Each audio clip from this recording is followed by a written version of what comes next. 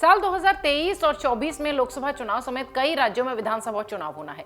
ऐसे में सभी विपक्षी दल छोटी पार्टियों के साथ गठबंधन करने की तैयारी में लगे हुए हैं। सत्ता से बीजेपी को कैसे बाहर किया जाए, जिसको लेकर रणनीति बनाई जा रही है। सत्ता से बीजेपी को बाहर करना ये बड़ी चुनौती है। सत्ता से बीजेपी बाहर होगी या नहीं, आने वाले दिनों में स्पष्ट हो जाएगा। इस बीच पूर्व राज्यपाल सत्यपाल मलिक ने विपक्ष को एक ऐसा फॉर्मूला सुझाया है जिसके आधार पर 2024 में बीजेपी को पटकनी दी जा सकती है।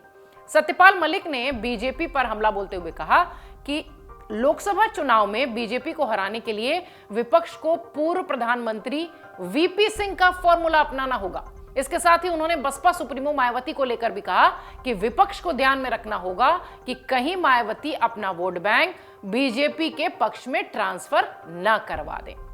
पूर्व राज्यपाल सत्यपाल मलिक ने बीजेपी पर हमला बोलते हुए हाल ही में हिमाचल चुनाव में कांग्रेस की जीत और बिहार में आरजेडी जेडीयू के साथ आने का स्वागत किया। वहीं गुजरात के नतीजों पर जवाब देते हुए उन्होंने कहा कि गुजरात तो भाजपा का है ही, उसमें हार जीत का कोई मतलब ही नहीं बनता। आगे वो कहते हैं कि बीजेपी ने आने वाले दिनों को लेकर जो भी सोचा है वो नहीं रहने वाला है। इसके साथ ही उन्होंने लोकसभा चुनाव में बीजेपी को हराने के लिए विपक्ष का पूर्व पीएम वीपी सिंह के फॉर्मूले को अपनाने की भी बात कह दी। सत्यपाल मलिक ने कहा कि विपक्ष कभी एकजुट नहीं हो सकता, क्योंकि उसमें सभी प्रधानमंत्री पद के दावेदार बने बैठे हैं। इसका एक ही हल है कि सिर्फ वीपी सिंह का फॉर्मूला ही अपनाया जाए।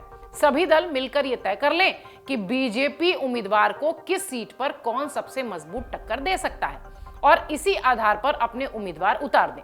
अगर एक उम्मीदवार के आगे विपक्ष एक कैंडिडेट को ही उतारता है तो बीजेपी के लिए मुश्किल हो जाएगी। पूर्व राज्यपाल ने इस दौरान राहुल गांधी को भारत जोड़ो यात्रा की भी तारीफ करते हुए वो दिखाई पड़े। उन्होंने कहा कि राहुल गांधी ने दक्षिण भारत से बीजेपी को बाहर कर दिया, वहां पर बीजेपी की कोई चर्चा भी नहीं करता, लेकिन अगर उत्तर भारत में 1-to-1 हो जाए तो बीजेपी के लिए बड़ी मुश्किल हो जाएगी। सत्यपाल मलिक आगे कहते हैं कि विपक्ष अगर कांग्रेस के साथ कोई मोर्चा बनाए तो ही उसका फायदा होगा। कांग्रेस साथ हुई तो अल्पसंख्यक वोट बंटेगा नहीं। अखिलेश यादव अति पिछड़े को अपने साथ जोड़ चुके हैं और ओबीसी आरक्षण पर हाईकोर्ट के फैसले के बाद जाट और मुस्लिम समाज पूरी तरह से विपक्ष के साथ जुड़ जाएगा।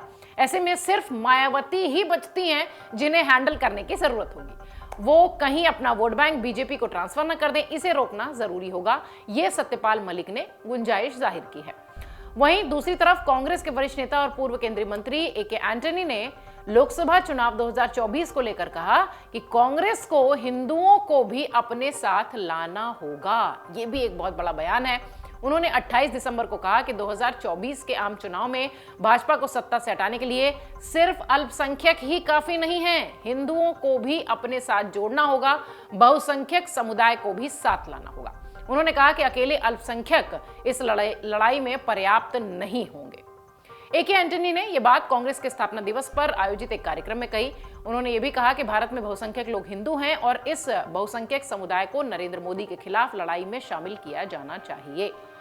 गौरतलब है कि कांग्रेस कार्य समिति के सदस्य एंटनी ने पार्टी कार्यकर्ताओं को संबोधित करते हुए कहा कि हमें सतर्क रहना चाहिए और फांसीवाद के खिलाफ लड़ाई में बहुसंख्यक समुदाय को साथ लाना चाहिए।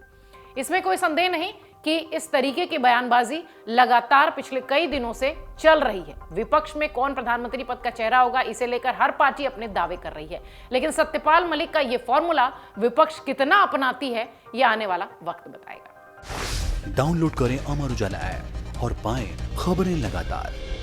अगर आप ये वीडियो YouTube पर देख रहे हैं तो हमारे चैनल को सब्सक्राइब करें और बेल आइकन को दबाना ना भूलें। अगर आप Facebook पर ये वीडियो देख रहे हैं तो हमारे पेज को लाइक करें।